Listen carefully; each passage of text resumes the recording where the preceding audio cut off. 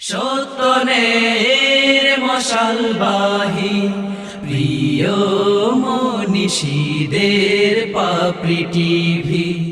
হে নবী, আপনি দেখবেন মুনাফিকদেরকে, এরা আপনার থেকে দূরে সরে যাবে। কার থেকে দূরে সরবে বলেন না? আপনার থেকে দূরে সরে যাবে।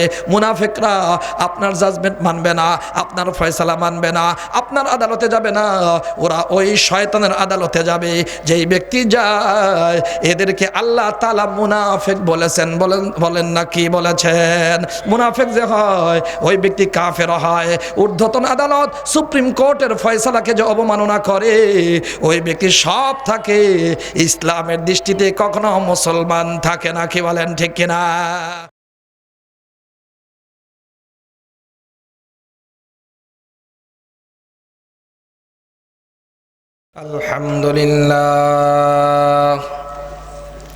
আলহামদুলিল্লাহ নাহমাদুহু ওয়া নুসাল্লি আলা রাসূলিহিল কারীম, আম্মা বা'দ।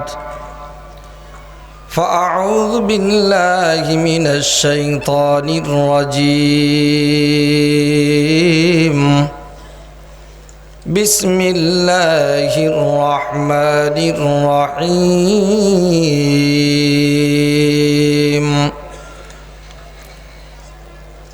وإذا قيل لهم تعالوا إلى ما أنزل الله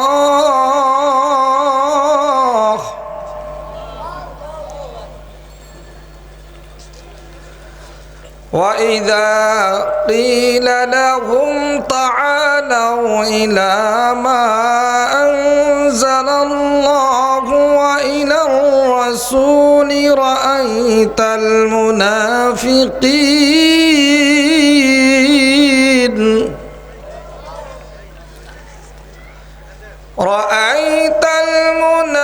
المنافقين يصدون عنك صدودا.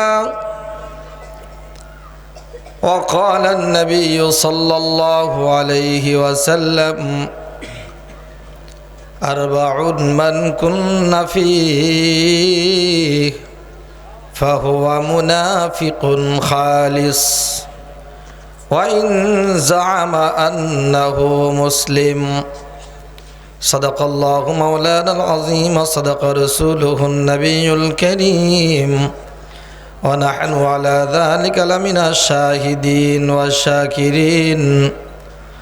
ربنا تقبل منا إنك أنت السميع العليم وتب علينا إنك أنت التواب الرحيم. সবাই মহব্বতের সাথে তালিম এবং সওয়াবের নিয়তে অন্তরস্থল থেকে দরুদ শরীফ পড়ে নিই। আল্লাহুম্মা সাল্লি আলা মুহাম্মাদ ওয়া আলা আলি মুহাম্মাদ কামা সাল্লাইতা আলা ইব্রাহিম ওয়া আলা আলি ইব্রাহিম ইন্নাকা হামিদুম মাজিদ. আল্লাহুম্মা বারিক আলা মুহাম্মাদ ওয়া আলা আলি মুহাম্মাদ কামা বারাকতা আলা ইব্রাহিম ওয়া আলা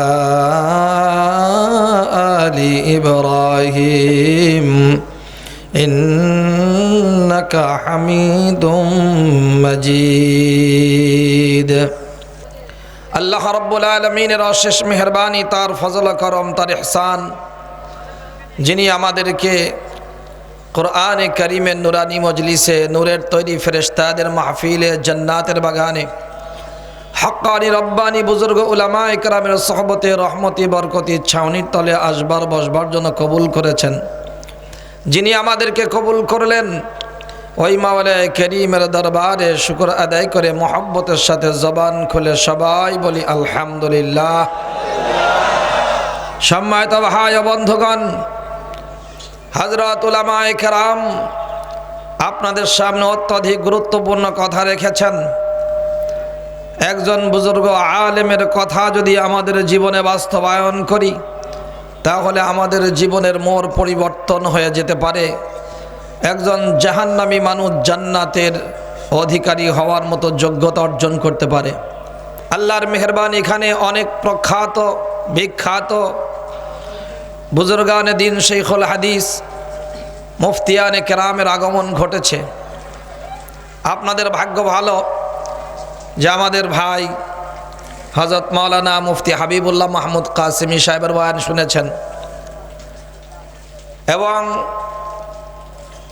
আমার খুব কাছের হযরত মাওলানা মুফতি দিলাওয়ার হুসাইন সাহেব, শেখুল হাদিস সাহেব আপনাদের সামনে সবচেয়ে সুন্দর এবং গুরুত্বপূর্ণ বয়ান শুনিয়েছেন। শোনেন নাই? আমি আপনাদের সামনে মাঝখানে কয়েকটি কথা আপনাদের সামনে পেশ করতে চাই।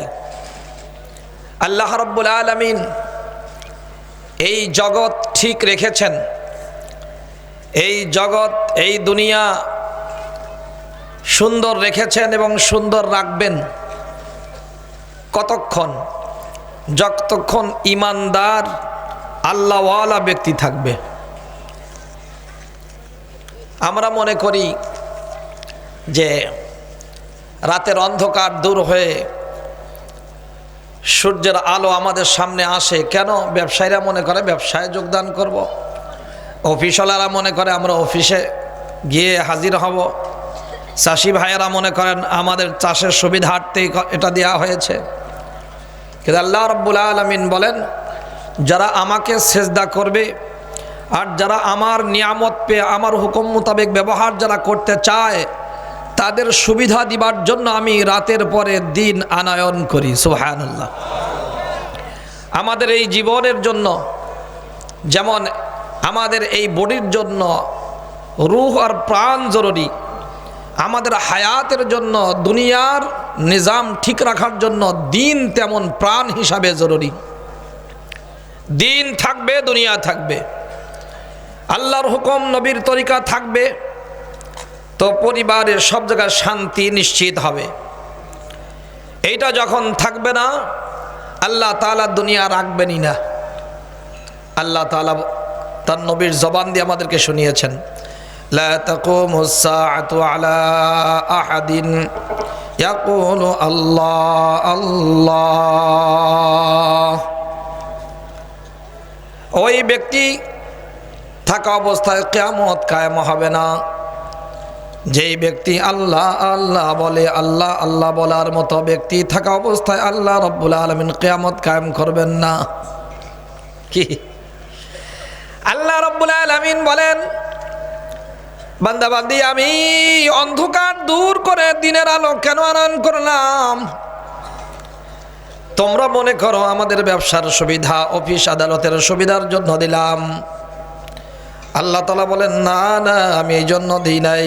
আউযু বিল্লাহি মিনাশ শাইতানির রাজীম। وهو الذي جعل الليل والنهار خلفة لمن أراد أن يذكر أو أراد شكورا। আল্লাহ রাব্বুল আলামিন বলেন, আমি রাতের পরে দিন অন্ধকার ভেদ করে কেন সূর্যের আলো আনয়ন করে জানো? কেন একটার পরে আর একটা আনি? লিমান আরাদা আন ইয়াযাক্কার। বান্দা বান্দি রে, যেই এলেমের কথা শুনবা ওইটা যেন তোমরা আমলে পরিণত করতে পারো, মালুমাতকে মামুলাতে পরিণত করতে পারো। যেইটা শুনলে, যেইটা তোমাদের কাছে আসলো, যেই এলেম, ওই এলেম যেন তোমরা আমলে পরিণত করতে পারো। আও আরাদা শুকুরা, আর আমার দেওয়ার নিয়ামতগুলো যেন আমার হুকুম মোতাবেক ব্যবহার করতে পারে। যারা করতে চায়, আমি আল্লাহ তাদের সুবিধার জন্য রাতের অন্ধকার ভেদ করে নতুন সূর্যের আলো দিয়ে দিই। সুবহানাল্লাহ। দোস্তরা আমার, তাহলে এর দ্বারা বোঝা যায় ঈমান ইসলামের কত দাম। ঈমান থাকবে না, ইমানের কার্যক্রম থাকবে না, আল্লাহ তাআলা দুনিয়া রাখবেন না। আপনাদের ভাগ্য ভালো, ঈমান ইখলাসের মারকাজে হাজির হয়েছেন। আলহামদুলিল্লাহ বললেন না ভাই? এখনো পুরো পৃথিবীতে ঈমান, ইসলাম, সুন্নতে সহিহা এবং সত্যিকার ইখলাসের মারকাজ, আমানতদারিতার মারকাজ যদি কোথায় দেখতে চায়, তাহলে কওমি মাদ্রাসা ছাড়া দ্বিতীয় কোনো প্রতিষ্ঠান পৃথিবীতে বিদ্যমান নাই। কি বলেন ঠিক না ভাই আমার? আপনারা ভুল ঠিকানায় আগমন করেন নাই, ভালো জায়গায় আসছেন। এই জন্য ঈমান ইসলাম বুঝতে হয়। ঈমান কাকে বলা হয়? তাসদীকু মা জাআ বিহিন নবী সাল্লাল্লাহু আলাইহি ওয়াসাল্লাম, আল্লাহর নবী আল্লাহর পক্ষ থেকে যা নিয়ে এসেছেন এটা অন্তর দিয়ে বিশ্বাস করার নাম ঈমান। ভালো করে বুঝেন। ও দোস্তরা আমার,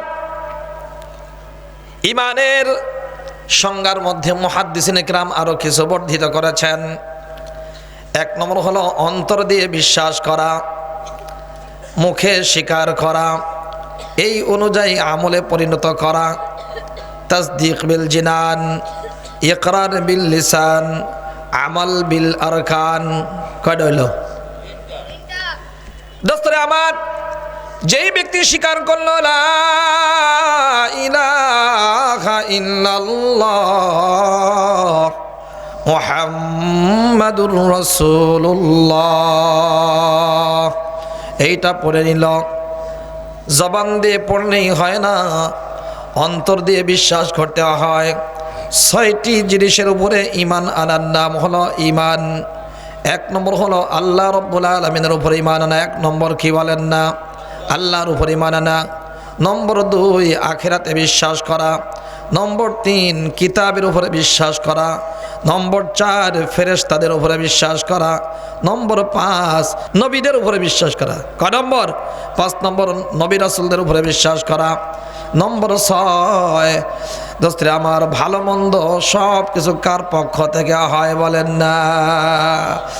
ওমা নুনাজ্জিলুহু ইল্লা বিকদারিন মা'লুম, ভালো মন্দ আল্লাহর পক্ষ নির্ধারিত, এইটা বিশ্বাস করা।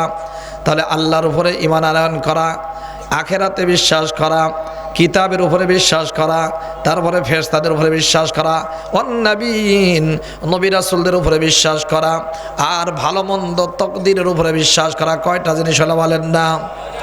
দোস্তরা আমার, ভালোভাবে বিশ্বাস করতে হয়, আবার মুখেও স্বীকার করতে হয়, আবার এই অনুযায়ী আমলও করতে হয়।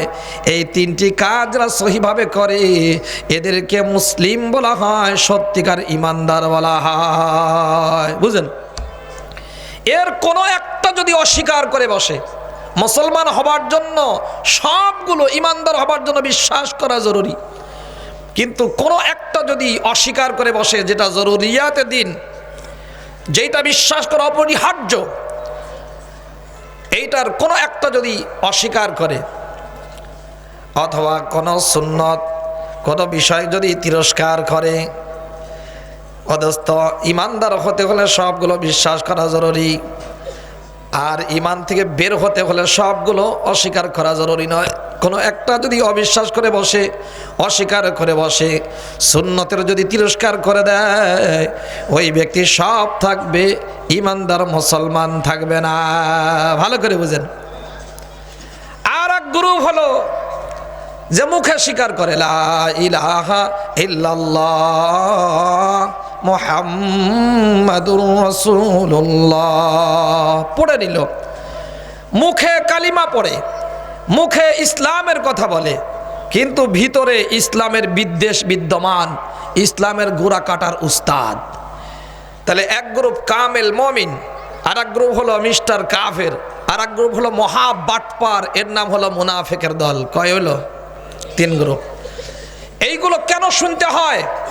আমি কষ্ট করে ঈমান আনয়ন করলাম, আমি নামাজ আদায় করলাম, জিকির আজগার করলাম, চিল্লা লাগাইলাম, হক্কানি পীর মাশায়েখের দরবারে গেলাম, হজ করলাম, কিন্তু মুনাফিকের কোনো কাজ যদি আমার মধ্যে পাওয়া যায়, তাহলে এটা ওই ব্যক্তির জন্য মহা ক্ষতির কারণ হয়। এই জন্যই আমাদের যেমন ভালো মিষ্টি ঔষধ যেমন খেতে হবে, কাশির জন্য ভালো ঔষধ যেমন সেবন করতে হবে, আবার উল্টা কোনো জিনিস পান করা যাবে না যার দ্বারা কাশির ক্ষতি হয়। কি বলেন ঠিক কিনা?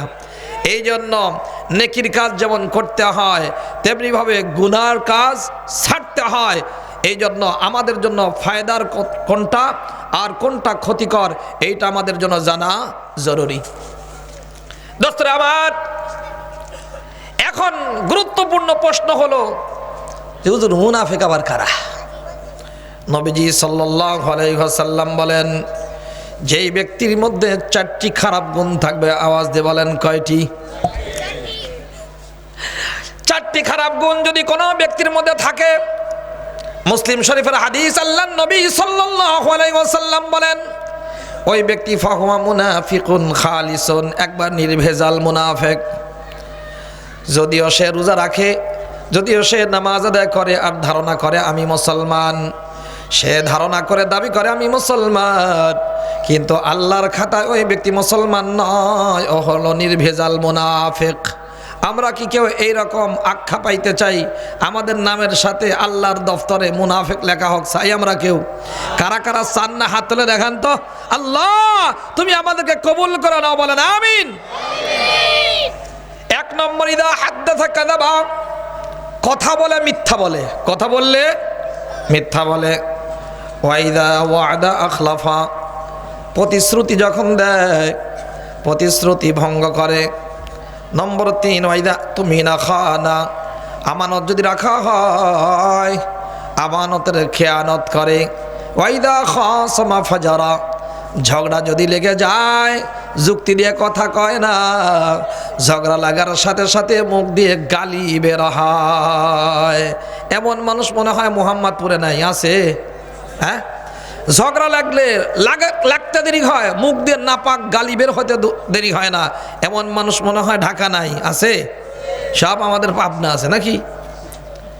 দোস্তরা আমার, তাহলে 1 নম্বর, কথা বললে মিথ্যা বলে। মিথ্যুক তো আমাদের দেশে নাই, আছে? হ্যাঁ, ওয়াদা করলে ওয়াদা খিলাফি করে, এরকম মানুষ তো মোটেই নাই, আছে? আমানত রাখলে আমানতের খেয়ানত করে, ব্যক্তিগত পর্যায় থেকে নিয়ে সরকারি সম্পদ হরণ করা, না কি কর, ক্লাস 1 থেকে নিয়ে বিসিএস ক্যাডার পর্যন্ত যত পরীক্ষা প্রশ্নপত্র দেওয়া হয়, প্রশ্নপত্র সামনে আসার আগেই ফাঁস। কি প্রশ্নপত্র ফাঁস? আমানতের খেয়ানত করছে না, করে নাই? এই জন্য করে গণহারে পাস, চাকরি না পেয়ে নিজেরাই মারামারি করে হয়ে যায় লাশ, আছে না নাই? 4 নম্বর, ওয়াইদা খাসমা ফাজারা, ঝগড়া যদি লেগে যায় তখন গালি দিয়ে কথা কয়। নবীজি সাল্লাল্লাহু আলাইহি ওয়াসাল্লাম বলেন, এই ব্যক্তি হলো 1 নম্বর খালেস মুনাফিক। আরো আছে অনেকগুলো আলামত। কোরআনে কারীম বলে মুনাফিক কাকে বলা হয়? ব্যক্তির নাম দেখতে মুসলমান, নাম হলো বিশর। কি নাম বলেন না? বিশর, বিশর। আর একজন হলো ইহুদি। দুইজনের সাথে ঝামেলা, ঝগড়া লাগছে কোনো একটা বিষয় নিয়ে। ঝগড়া যখন নিজেরা মিটাতে পারে না, কোনো না কোনো জায়গায় গিয়ে মামলা করতে হয়, বিচার দায়ের করতে হয়, সালিশ মানতে হয়, মানতে হয় না?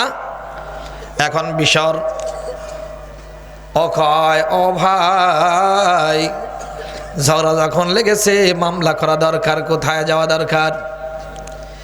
বিশর বলে, ও ইহুদি ভাই, তোমাদের সরদার কাব ইবনে আশরাফ ওই নেতার কাছে যেতে চাই। কিন্তু ইহুদি বলে, না না, আমি ইহুদির কাছে যাইতে চাই না, তোমাদের নবী মুহাম্মাদুর রাসূলুল্লাহ সাল্লাল্লাহু আলাইহি ওয়াসাল্লামের কাছে যেতে চাই। সুবহানাল্লাহ বললেন না? দোস্তরে আমার, ইহুদি কেন যেতে চায়? ইহুদি জানে আমাদের এমন এমন নেতা, যদিও সুন্দর চেহারা, এদেরকে ঘুষ দিলেই তাদের রায় চেঞ্জ হয়ে যায়, মতামত পক্ষে নেওয়া যায়, কিন্তু আখিরি জামানার পয়গম্বর এমন সুপ্রিম কোর্টের প্রধান বিচারপতি, তাকে ঘুষ দিয়ে কোনোদিনও সত্য থেকে বিচ্যুত করা যায় না। সুবহানাল্লাহ। মুনাফিক মুসলমান দেখতে আল্লাহর নবীর আদালতে যেতে রাজি নাই, কিন্তু ইহুদি কয় না না তোমাদের নবীর কাছেই যাবো। ব্যাস দুইজন চলে গেছে আল্লাহর নবীর দরবারে। কিন্তু আশ্চর্যের বিষয়, হক ইহুদির পক্ষে, ইহুদি হলো সত্যের উপরে। এই জন্য আল্লাহর নবী সাইয়্যিদুল আম্বিয়া মুহাম্মদুর রাসূলুল্লাহ সাল্লাল্লাহু আলাইহি ওয়াসাল্লাম ইহুদির পক্ষে ফয়সালা দিয়ে দিলেন। সুবহানাল্লাহ কইলেন না আপনারা? পৃথিবীর ইতিহাস এখানে ব্রেক দিতে হবে। এমন দৃষ্টান্ত অন্য কোন ধর্মের মানুষ দিতে পারে নাই যে শত্রুর পক্ষে ফয়সালা হয়। আল্লাহর নবী সাল্লাল্লাহু আলাইহি ওয়াসাল্লাম প্রমাণ করে দিলেন, যদি কেউ শত্রু হয় আর সে যদি সত্যের পক্ষে হয়, হক যদি অধিকার যদি তার হয়, ফয়সালা তার দিকেই হবে। পার্সিয়ালিটি করে সাম্প্রদায়িকতার কারণে মুসলমান নামধারীর পক্ষে কখনো ফয়সালা যেতে পারে না। আজকে আমাদের দুনিয়াতে এমন কি দৃষ্টান্ত পেশ করা যায়, নিজের দলের মানুষ খুনিরাও সব গণহারে খালাস, আর যাদের সাথে খুনের ন্যূনতম সম্পর্ক নাই তাদেরকেও জেলখানা ঢুকায় দে ফাঁসি। এটাই তো বর্তমান দুনিয়ার ইতিহাস। কি বলেন ঠিক না ভাইরা আমার? এখন কথা হলো বিশর রাজি না, আল্লাহ নবীর ফয়সালায় রাজি না, মোটেই রাজি না। এখন ইহুদিরা বলে ভাই আসছি যেহেতু মসজিদে নববীতে, চলো একটু আর এক জায়গাতে ঘুরে যাই। পটায় পটায় নিয়ে গেছে হযরত ওমরের দরবারে। হযরত ওমরের কাছে গিয়ে বলে, ও ভাই ওমর ইবনুল খাত্তাব, এই বেটার সাথে আমার ঝামেলা। এই ব্যক্তি কিন্তু কাফের ইহুদি। বিশর মনে করেছে ওমরের অন্তরে কাফেরদের বিষয়ে শত্রুতা আছে। কেন মুসলমান যে হয় ওই ব্যক্তির অন্তরে কখনো আল্লাহর দুশমনের মহব্বত থাকতে পারে না। পারে কেন? কেন মার যেই দুশমন হয়, মায়ের দুশমনের সাথে সুসন্তানের কখনো ভালো সম্পর্ক হতে পারে না। কি বলেন ঠিক কিনা? আব্বার শত্রু যে হয়, যদি আব্বার সুসন্তান হয় তাহলে কখনো আব্বার দুশমনের সাথে ভালো সম্পর্ক হতে পারে না। আমার দেশের যারা দল করে দোস্তরা, আমার নেতার বিরুদ্ধে কেউ যদি যায় তার জেলখানার ভাত খাইতেই হয়, বাইরে থাকা যায় না। এটাই যদি দুনিয়া হয়, আমাদের আল্লাহ বানানে ওয়ালা ওই আল্লাহর দুশমন যারা হয়, যারা আল্লাহকে অস্বীকার করে, আল্লাহর সাথে অংশীদার সাব্যস্ত করে, তাহলে আল্লাহ ওয়ালা যারা হয় ওদের কাছে আল্লাহর দুশমনরা কখনো প্রিয় পাত্র হতে পারে না। পারে? এই জন্য আল্লাহ রাব্বুল আলামিন বলে দিয়েছেন, ইন্নামাল মুমিনুনা ইখওয়া, ইমানদার ইমানদারের ভাই। আল্লাহ রাব্বুল আলামিন বললেন ইমানদার ইমানদারের ভাই। আল্লাহর নবী সাল্লাল্লাহু আলাইহি ওয়াসাল্লাম বললেন আল মুসলিম আখুল মুসলিম, মুসলমান মুসলমানের ভাই। আল্লাহ বললেন ইমানদার ইমানদারের ভাই। আখিরি জামানার পয়গম্বর সাইয়্যিদুল আম্বিয়া রাহমাতে আলম সাল্লাল্লাহু আলাইহি ওয়াসাল্লাম বললেন মুসলমান মুসলমানের ভাই। আর আমরা এখন বলি হিন্দু মুসলমান ভাই ভাই বলি কি বলি না? এরা হলো ভোট পাওয়ার বাটপারি স্লোগান। এর সাথে ইসলামের, আল্লাহর হুকুম, রাসূলের তরিকার কোনো সম্পর্ক নাই। কি বলেন ঠিক না ভাইরা আমার? প্রমাণ কি হয় নাই? যখন রোহিঙ্গার মুসলমান নির্যাতিত হয়ে আমার দেশে আশ্রয় গ্রহণ করেছে, দেখা গেছে পৃথিবীর যে কোনো প্রান্তেই মুসলমান রয়েছেন তাদের জন্য কেঁদেছেন, সাহায্যের হাত বাড়িয়ে দিয়েছেন। কিন্তু আমরা যাদের জন্য সীমান্ত খুলে দিলাম, ট্রানজিট দিলাম, নৌবন্দর, বিমানবন্দর, রাস্তাঘাট ব্যবহার করতে দিলাম, ফেলানিকে মেরে যখন কাঁটাতারে ঝুলিয়ে রেখেছে, আমরা বন্ধুত্বের খাতিরে কিছু বললাম না। কিন্তু বাংলার মানুষ যখন রোহিঙ্গাদের নিয়ে বিপদে পড়েছে, ওই মুহূর্তে ওই সমস্ত তথাকথিত বন্ধুরা আমাদের পক্ষ অবলম্বন না করে খুনির পক্ষ অবলম্বন করে আমাদের পিছন থেকে ছুরি মেরেছে। কি বলেন ঠিক না ভাইরা আমার? প্রমাণ হয় আসলে ইমানদার ইমানদারের ভাই, মুসলমান মুসলমানের ভাই। গরু মার্কা যারা গরুর প্রতি এত সিম্প্যাথি, যারা গরুর গোশতের কারণে মুসলমানকে আঘাত করে, গরুর কারণে মুসলমান খুন করে, ও কখনো মানুষ হতে পারে না, ওরা গরু। কি বলেন ঠিক না ভাইরা আমার? আর যারা গরু হয়, গরুর সাথে মানুষের কোনো বন্ধুত্বের সম্পর্ক হতে পারে না। কেন হতে পারে না? আমরা তো ভালো করেই জানি 1971 সালে আমার বাংলার উপরে পাকিস্তানি বাহিনী যেই জুলুম করেছে, আমার দেশে লক্ষ লক্ষ মানুষ শহীদ হয়েছে, লক্ষ মা বোনের ইজ্জত লুণ্ঠন করা হয়েছে। 9 মাস আমার দেশের মানুষ যুদ্ধ করলো, মাত্র 13 দিন ইন্ডিয়া আমাদেরকে সমর্থন করলো। বলেন না কয়দিন? মাত্র 13 দিন সমর্থন করে এখন তাদের প্রধান আর্মি, যিনি আর্মি চিফ, উনিও বলে, তাদের সিনেমা হলেও লেখে যে 1971 সনে পাকিস্তান আর ভারত যুদ্ধ হয়েছে, পাকিস্তান ভারত যুদ্ধ করে ভারত জয় করে আমাদেরকে বলে বাংলাদেশ দান করে দিছে। তার মানে লক্ষ মানুষ যারা শহীদ হয়ে গেল, লক্ষ মানুষের ইজ্জত লুণ্ঠিত হলো, এই মুক্তিযোদ্ধাদের অস্বীকার করে এই বাংলার মানুষের রক্তের সাথে যারা গাদ্দারি করেছে, ওরা কখনো বাংলার 18 কোটি মানুষের বন্ধু হতে পারে না। কি বলেন ঠিক না ভাইরা আমার? এখনো কি বুঝে আসে না? ইমানদার ইমানদারের ভাই, মুসলমান মুসলমানের ভাই আপন করে নিয়ে যদি শরম থাকে, আর জিন্দিগিতে প্রধান বিচারপতি বানায়েন না, বানায় ঠকছেন না, জিতছেন।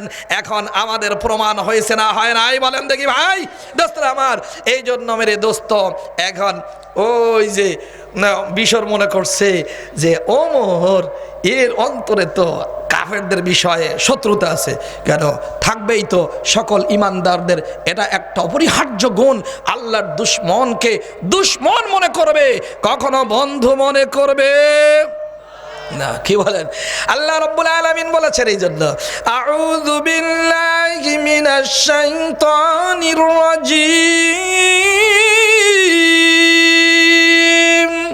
মুহাম্মাদুর রাসূলুল্লাহ ওয়াল্লাযীনা মাআহু আশিদ্দাউ আলাল কুফফার। আল্লাহ রাব্বুল আলামিন বলে দিলেন সাহাবায়ে কেরাম এক গ্রুপ হলো, এরা হলেন আল্লাহর নবীর সহবত পেয়েছেন, বেশি বেশি সহবত পেয়েছেন। 1 নম্বর বেশি সহবত যিনি পেয়েছেন তার নাম আবু বকর। আর এক গ্রুপ সবাই সাহাবায়ে কেরাম কাফেরদের ব্যাপারে ছিলেন কঠোর। কি ছিলেন বলেন না? কাফেরদের ব্যাপারে কঠোর ছিলেন। কোরআনে কারীম বলছে, বিশর এটা তো জানে, মুনাফিক না, ও মুসলমানদের কাছে আসে আর যায়, বুঝে।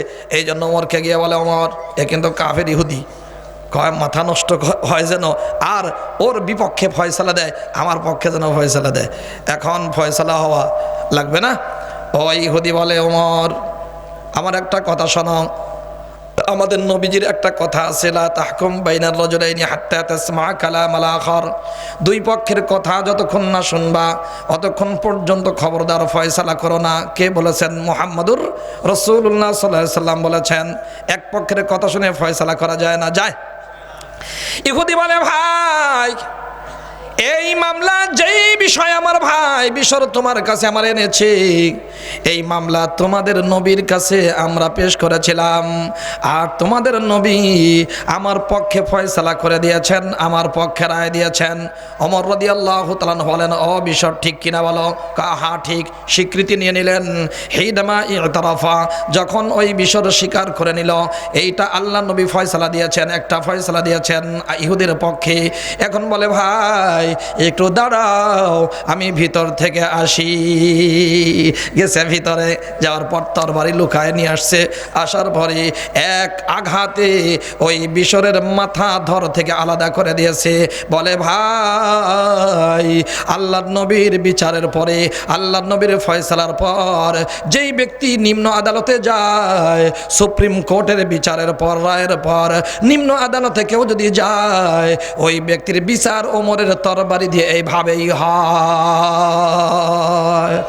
ও দোস্তরা আমার, ওই নিহত ব্যক্তির আত্মীয় স্বজন বলেন, হায় হায় ইয়া রাসূলুল্লাহ, আমাদের একজন মুসলমান ইমানদারকে ওমর হত্যা করেছে। আল্লাহর নবী সাল্লাল্লাহু আলাইহি সাল্লাম ডাকলেন, এই ওমর কি করছো তুমি, কেন মারছো? ঊর্ধ্বতন আদালতের অধিকার আছে নিম্ন আদালতে গিয়ে তাকে জিজ্ঞাসা করা, কেন এটা করলা? আছে না নাই? ঊর্ধ্বতন আদালতের নিম্ন আদালতের জিজ্ঞাসা করার যদি কোনো অধিকার না থাকে, ওই আদালত কখনো সত্যিকার ফয়সালা দিতে পারে না। এরা সবাই কিনা গোলাম হয়। কি বলেন ঠিক না ভাই আমার? নবীজিও জিজ্ঞাসা করলেন, ওমর লিমা কতালতা রাজুলাম মুমিনা, কেন একজন মুমিনকে হত্যা করলা? ওই ইহুদিও বলে, ও নবী মুহাম্মদ, আমি যদি জানতাম ওমর একজন ইমানদারকে হত্যা করবে, কোনো দিনও আমি আমার ভাইকে নিয়ে ওমরের দরবারে যেতাম না। এখন তার আত্মীয় স্বজন বলে, আমাদের মুসলমান ইমানদারকে ওমর হত্যা করেছে, বিচার চাই। আল্লাহর নবীও জিজ্ঞাসা করলেন, কেন তুমি ইমানদারকে হত্যা করেছ? ইহুদিও বলে, ও ভাই, আমি যদি জানতাম যে ওমর একজন ইমানদারকে হত্যা করবে, কখনো ওমরের কাছে নিয়ে যেতাম না। তাহলে সব দিক দিয়ে ইমানদারের পরিচয় হয় ইমানদারকে মারছে। ইমানদারকে যদি হত্যা করে, খুনের বদলে খুন হওয়া দরকার কিনা বলেন?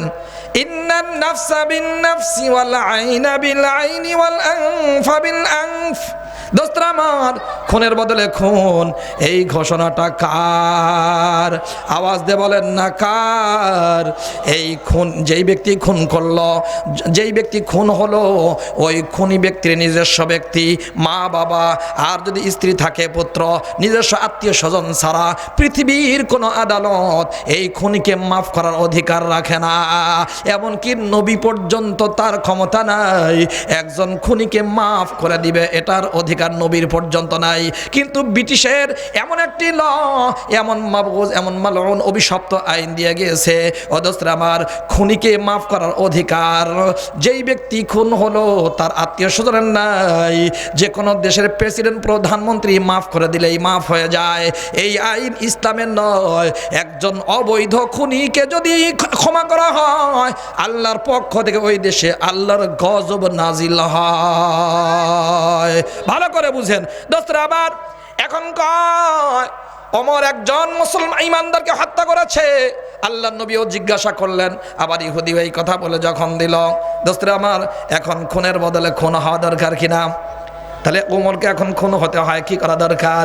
দোস্ত রে, যেহেতু সে মুসলমান নয়, আল্লাহ রব্বুল আলামিন ওমরের পক্ষ হয় আয়াত নাজিল করে দিলেন। সুবহানাল্লাহ বললেন না মিয়া?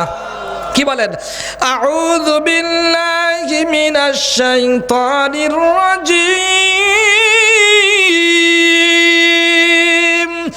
আলাম তারা ইলাল্লাযীনা ইয়াজউমুনা আন্নাহুম আমানু বিমা উনজিলা ইলাইকা ওয়া মা উনজিলা মিন ক্বাবলিক ইউরিদুনা আন ইয়াতাহাকামু ইলাত তাগুতি ওয়া ক্বাদ উমিরু আন ইয়াকফুরু বিহি ওয়া ইউরিদুশ শাইতানু আন ইউদিল্লাহুম দালালাম বাঈদা।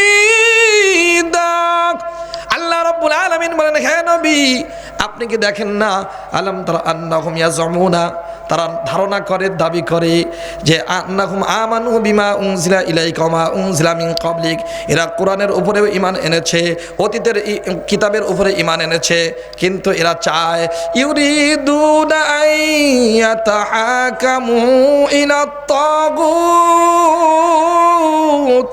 শয়তানকে জজ বানাতে চায়। কি চায় বলেন না? শয়তানকে কাব ইবনে আশরাফ, শয়তানের লিডার, ওর কাজই ছিল দুইজন বান্দি দাসীকে কিনে নিয়েছে। এই দুইজন বান্দি দাসী সব সময় আল্লাহর নবীরা গালি দিবে, আর ও টাকা দিয়ে, পয়সা দিয়ে ওই মুসলিম নারীদেরকে হেনস্থা করবে, যৌন হেনস্থা। যেই ব্যক্তি এত বড় খবিস, আল্লাহর নবীরে গালি দিবার জন্য দাসী কিনে রেখেছে, আর আল্লাহর রাস্তায় যারা মেহনত করে, কষ্ট করে, দুঃখ যাতনা পোহায়, ওই সমস্ত মুজাহিদদের আর আলেমদের, সাহাবায়ে কেরাম স্বামী স্ত্রীদের সাথে খারাপ কাজ করতে চায়, এমন একজন ব্যক্তিকে বিশর নামক ওই মুনাফিক মুসলমান ওই ব্যক্তিকে জজ মানতে চায়, তার জাজমেন্ট মানতে চায়। দোস্তরা আমার, আল্লাহ রাব্বুল আলামিন বলেন ওয়াকাদ উমিরু আন ইয়াকফুরু বি, অথচ তাদেরকে নির্দেশ দেওয়া হয়েছে এরা যেন ওই তাগুতকে অস্বীকার করে, শয়তানকে অস্বীকার করবে। আর মানবে তো মানবে, কাকে মানবে আওয়াজ দিয়ে বলেন।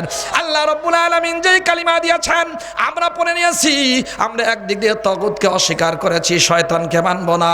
আর মানবো তো মানবো, কাকে মানবো আওয়াজ দিয়ে বলেন। দোস্তরা আমার, আমরা পড়ে নিয়েছি লা ইলাহা ইল্লাল্লাহ, লা নাই নাই নাই, ইলাহা কোনো মাবুদ নাই, কেউ নাই নাই নাই। যদি কেউ ইবাদত পর মালিক হয়, তো কেউ যদি যোগ্য হন, আর কারোর হুকুম যদি মানা যায়, তিনি শুধুমাত্র কেবলমাত্র একজন, তিনি কে? আর মুহাম্মাদুর রাসূলুল্লাহ, আল্লাহর নবী সাল্লাল্লাহু আলাইহি ওয়াসাল্লাম আল্লাহর রাসূল, তাকে জজ মানতে হবে দুনিয়াতে। আল্লাহ রাব্বুল আলামিন বলে দিলেন ও কেন এইটা করো, ওয়ায়ুরিদু শাইতানু আইয়ুদিল্লাহুম দালালাম বাঈদা, শয়তান চায় তাদেরকে রাস্তা থেকে দূরে সরিয়ে জাহান্নামে নিতে। এই জন্য মুসলমান আল্লাহর নবীর আদালতে না গিয়ে অন্য কোন শয়তানের আদালতে যেতে চায়। আল্লাহ রাব্বুল আলামিন ফাঁস করে দিলেন এই ব্যক্তি তাগুত, এই ব্যক্তি মুনাফিক। এই ব্যক্তি, যে ব্যক্তি মুনাফিক হয় সে কি মুসলমান না কাফের বলেন না ভাই? যেই ব্যক্তি সুপ্রিম কোর্টের অবমাননা করে, সংবিধানের অবমাননা করে, ও দোস্ত, ওই ব্যক্তির মৃত্যুদণ্ডই শাস্তি। ওই ব্যক্তি অন্য কোনো আদালতে যাওয়ার তার কোনো সুযোগ নাই। কি বলেন ঠিক না? আল্লাহ রাব্বুল আলামিন বলে দিলেন ওয়াইদা কিলা লাহুম তাআলাউ ইলা মা আনজালাল্লাহ ওয়া ইলার রাসূল, যখন তাদেরকে বলা হয় আল্লাহ তাআলা যা নাজিল করেছেন সেদিকে আসো, আল্লাহর হুকুমের কাছে আসো, ফয়সালা নিয়ে যাও, আল্লাহ নবীর সুন্নতের কাছে আসো, এখান থেকে ফয়সালা নিয়ে যাও, আল্লাহ নবীর আদালতে আসো, আল্লাহ নবী যেই জাজমেন্ট দিবেন ওইটা তোমরা মেনে নাও। ও দোস্ত, আর রাসূলের কাছে আসো। যখন বলা হয় আল্লাহ নবী সাল্লাল্লাহু আলাইহি ওয়াসাল্লামকে আল্লাহ তাআলা লক্ষ্য করে বললেন রাআইতাল মুনাফিকিন ইয়াসুদ্দুনা আনকা সুদুদা, হে নবী আপনি দেখবেন মুনাফিকদেরকে, এরা আপনার থেকে দূরে সরে যাবে। কার থেকে দূরে সরবে বলেন না? আপনার থেকে দূরে সরে যাবে। মুনাফিকরা আপনার জাজমেন্ট মানবে না, আপনার ফয়সালা মানবে না, আপনার আদালতে যাবে না, ওরা ওই শয়তানের আদালতে যাবে। যেই ব্যক্তি যায় এদেরকে আল্লাহ তাআলা মুনাফিক বলেছেন। বলেন না কি বলেছেন? মুনাফিক যে হয় ওই ব্যক্তি কাফের হয়। ঊর্ধ্বতন আদালত সুপ্রিম কোর্টের ফয়সালাকে যে অবমাননা করে ওই ব্যক্তি সব থাকে, ইসলামের দৃষ্টিতে কখনো মুসলমান থাকে না। কি বলেন ঠিক কিনা? তাহলে মুরতাদকে হত্যা করা বৈধ, এইটা সমর্থন কে করলেন বলেন না? ভালো করে বুঝেন। আপনাদের প্রশ্ন হবে হযরত নবীজি সাল্লাল্লাহু আলাইহি সাল্লাম যতক্ষণ ছিলেন তিনি সুপ্রিম কোর্টের প্রধান, আবার রাষ্ট্রপ্রধান, ইসলামী খিলাফতের প্রধান। যিনি যখন চলে গেছেন এখন আমরা কোনটা মানব? আমাদের নবীজি সাল্লাল্লাহু আলাইহি সাল্লাম যখন ছিলেন জবাব নেন আল্লাহর নবী নিষ্পাপ মাসুম। কি বলেন ঠিক না ভাইয়ের আমার? ও দোস্তরা আমার, অন্য আদালতে গেলে ভুল হওয়ার সম্ভাবনা আছে, আমাদের নবীজির আদালতে ভুল হওয়ার কোনো সম্ভাবনা নাই। কেন? আল্লাহ নবী ফয়সালা করবেন কার হুকুম মোতাবেক বলেন না?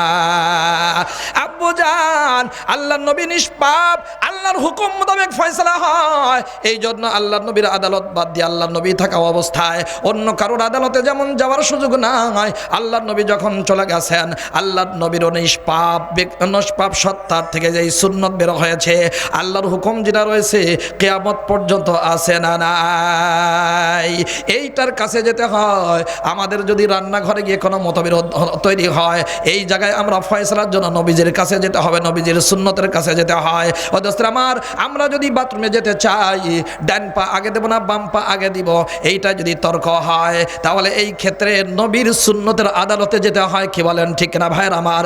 মসজিদে যখন ঢুকবো ওই মুহূর্তে ডান পা আগে দিব না বাম পা আগে দিব যদি তর্ক হয়, যদি কখনো ঝগড়া লেগে যায়, ঝামেলা হয়, তাহলে নবীজির সুন্নতের আদালতে যেতে হবে। কি বলেন ঠিক কিনা?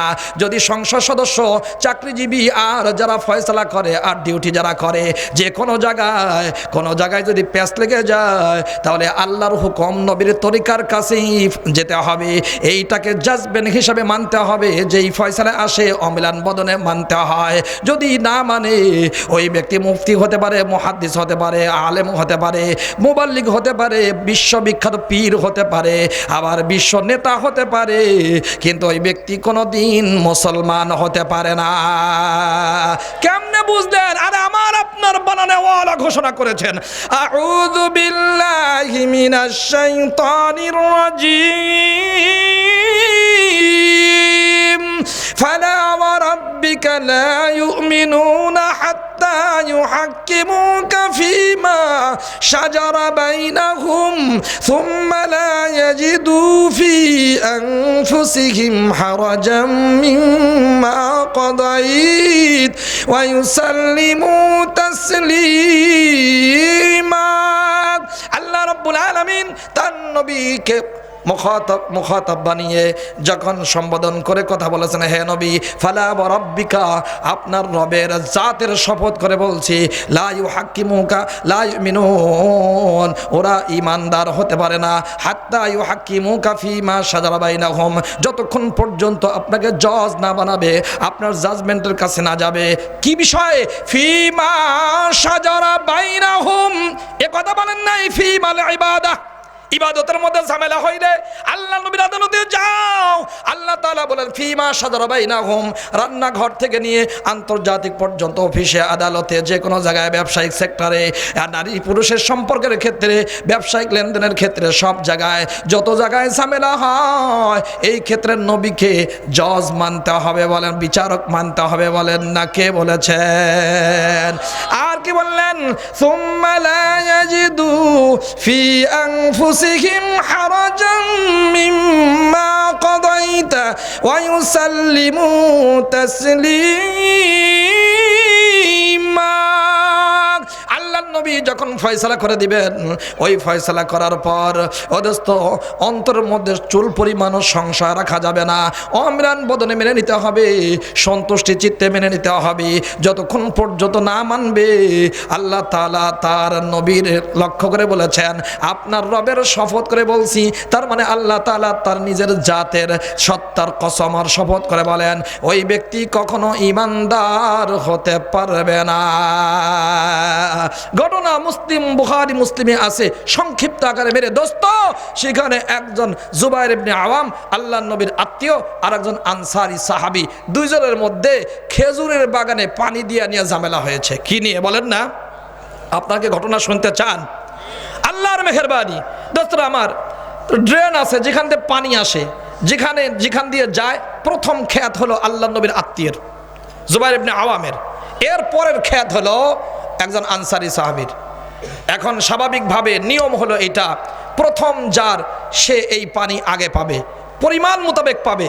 যেন আরব দেশে তো এখানে মাটি নেই, শুধু বালু পাথর, এখানে যদি পানি পরিমাণ মতো না হয়, খেজুর গাছের বা গাছের তল পর্যন্ত না গেলে এই পানির কোনো ফায়দা নাই, এত নির্দিষ্ট পরিমাণে দিবে।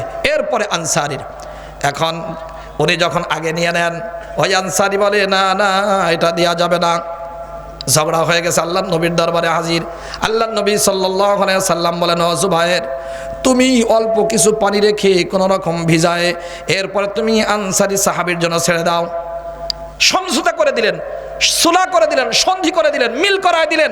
লাভ হলো পরবর্তী বাগানওয়ালার, এর ক্ষতি। যেহেতু নিজের আত্মীয়, ঠিক আছে আসবে, অসুবিধা নাই, তোমার একটু ক্ষতি হলে এরে দিয়ে দাও। কিন্তু ওই আনসারী ও এ বুঝি আপনার ফুফাতো ভাই তো, আত্মীয় তো, এই জন্য পার্সিয়ালিটি, পক্ষপাতিত্ব করলেন, বুঝলেন নাই? আল্লাহ নবী সাল্লাল্লাহু আলাইহি সাল্লাম বলেন, কয় কিরে, আরে আমার কাছে যদি ভালো ফয়সালা ইনসাফ না পায়, কোথায় গিয়ে তুমি ফয়সালা পাবা, ইনসাফ পাবা? এই জুবায়ের, দেখো তুমি পানি নাও, পানি নেওয়ার পরে নির্দিষ্ট পরিমাণে জমা রাখো, যার দ্বারা তোমার ক্ষেতের ফায়দা হয়, এরপরে ছাড়বা। আগে তো জমা রাখার কথা বলেন নাই, তার মানে নির্দিষ্ট অল্প কিছু নিজে নিয়ে তারপরে তাকে ছেড়ে দাও। এখন কয় না, নিয়ম অনুযায়ী তোমার যতটুকু দরকার ততটুকু নাও, তারপরে তুমি ছেড়ে দাও। আগে যখন লাভবান ছিল তখনই আল্লাহ নবীর ফয়সালা মানে নাই, এ রাগ হয়ে গেছে। এখন যখন নিজে আরো ক্ষতিগ্রস্ত হচ্ছে আর সঠিক আইনের শাসন কায়েম হলো, তখন কি সে খুশি না বেজার? বেজার না? একজন জিজ্ঞাসা করো, ভাই ও আনসারী, আল্লাহ নবীর ফয়সালা তুমি রাজি কিনা? রাজি না। ওই দিক দিয়ে একজন ইহুদি আলেম যায়, সে যখন শুনছে বলে এরা কেমন মুসলমান, একজনকে নবীও মানে আর নবীর এই ফয়সালার বিরুদ্ধেও চলে যায়, এটা আবার কেমন ইমানদার? দোস্ত আমার, শিক্ষক মানলে তার কথা মানতে হয়, নেতা মানলে তার কমান্ডে চলতে হয়। আমাদের নবীকে যখন রসুল হিসাবে মেনেছি, লা ইলাহা ইল্লাল্লাহ মুহাম্মাদুর রাসূলুল্লাহ, আল্লাহর হুকুমের বাইরে, রসুলের সিদ্ধান্তের বাইরে চলার কোনো অনুমতি, যেই ব্যক্তি কালিমা পড়েছে ইমানদার মুসলমান, ওই ব্যক্তির কোনো অনুমতি নাই। কি ভাই আছে? দোস্তরা আমার, এই জন্য আমাদের এখন পুনর্বিবেচনা করা দরকার এবং ভিতরে হাত দিয়ে আমার অবস্থান নিজেই যাচাই করা দরকার। আল্লাহর হুকুম, রসুলের তরিকা সবগুলো আমি অমেলান বদনে সন্তুষ্টি চিত্তে মানতে আমার কোনো কষ্ট হয় না। তো যদি অন্তরের মধ্যে সংশয় থাকে, কষ্ট যদি লাগে, তাহলে যারই লাগবে ওই ব্যক্তি আল্লাহর ভাষায় ইমানদার হতে পারে না। সম্মানিত দিনী দোস্তরা আমার, এই সমস্ত দিনী কথাগুলো যদি একটু কড়া মনে হইল আজকের বয়ান আপনাদের কাছে, কিন্তু এটা মানলে আমাদের ঈমান তাজা থাকবে, ঈমান শানিত হবে, এই ঈমান বাড়তে থাকবে, এই ঈমান সহি সালামত রেখে আমরা জান্নাতে যেতে পারবো। কি বলেন ঠিক না ভাইরা আমার? এজন্য 500 প্রতিকারে এসে অন্য কোনো কারণে আমার ঈমান যেন কলুষিত না হয় এবং আমি যেন মুনাফিকের খাতায় আমার নাম না লেখাই, এই জন্য সতর্ক থাকার দরকার আছে না নাই মুসলমান? মেরে দোস্ত, এই সমস্ত কথাগুলো কোথায় পাবেন? কোরআন এবং সুন্নাহ মোতাবেক যেখানে কথা হয়, সত্যিকারে ইলম মানুষের কাছে পৌঁছানো হয়, আল্লাহর নবীর সুন্নত হুবহু তায় ভরাট করে জাতির সামনে হুবহু পেশ করা হয়। এটা কোথায় পাবেন? এইটা পৃথিবীর বুকে একটি প্রতিষ্ঠান আছে, যেই প্রতিষ্ঠানের নাম হলো কওমি মাদ্রাসা, দেওবন্দি মাদ্রাসা। আজকে তো সার্টিফিকেটের মূল্যায়ন করাতে গিয়ে সার্টিফিকেট যখন উদ্দেশ্য হয়ে গেছে, একবার 1 থেকে নিয়ে বিশেষ ক্যাডার পর্যন্ত সব জায়গায় প্রশ্নপত্র ফাঁস। কেন সার্টিফিকেট চাই? ভর্তি হতে গেলে চান্দুরমা, কেউ পাস না। দেখুন ওরা পরীক্ষা দিয়েছে, পাস করে নাই, মাত্র 1 জন না 2 জন পাস করছে, সব ফেল আর ফেল। দোস্তরা আমার, এরা বিভ্রান্তির শিকার। তাহলে আমরা কি এরপরে আমরা নিরাশ? আমরা কি আর কোনো জায়গায় আলো পাবো না? না, অন্যরা সবাই বিভ্রান্তির শিকার হতে পারে, রাস্তা হারাতে পারে। এখনো একটা প্রতিষ্ঠান পৃথিবীর বুকে বিদ্যমান, যেই প্রতিষ্ঠানে সার্টিফিকেটের মূল্যায়নের পরিবর্তে যোগ্যতার মূল্যায়ন করা হয়, ওই প্রতিষ্ঠানের নাম দেওবন্দি মাদ্রাসা, কওমি মাদ্রাসা। কি বলেন ঠিক না ভাইরা আমার? এই জন্যই আপনারা ভুল ঠিকানায় আসেন নাই, ভালো ঠিকানায় এসেছেন। জাতির প্রয়োজনে ওলামায়ে দেওবন্দ যখন ব্রিটিশদের বিরুদ্ধে যুদ্ধ করেছেন, তাদেরকে দেশ থেকে তাড়াবার ব্যবস্থা করেছেন, যখন সুশীর কঠিন এই খারাপ বাহিনী আমার মুসলমানদের উপর আঘাত এনেছে, ওলামায়ে দেওবন্দ বাংলাদেশের আনাচে কানাচে প্রায় 5.25 লক্ষ মসজিদে যখন আওয়াজ তুলেছেন, ওলামায়ে দেওবন্দের বয়ানের কারণে, ওলামায়ে দেওবন্দের প্রচেষ্টার কারণে আজকে ক্ষমতাহীন দোস্ত বন্ধুরা সবাই রোহিঙ্গাদের সাহায্য করবার ক্ষেত্রে এক মোহনায় মিলিত হয়েছেন। কি বলেন ঠিক না ভাইরা আমার? আরো যদি কখনো ত্যাগ লাগে, ওলামায়ে দেওবন্দ যদি ডাক দেন, আমরা সেই ডাকে সাড়া দিতে কারা কারা রাজি আছি? হাত তুলে দেখান। আল্লাহ তুমি তৌফিক দিয়ে দাও, বলেন আমিন। পাপড়ি টিভি, হক্কানি ওলামায়ে কেরামের মুখপাত্র।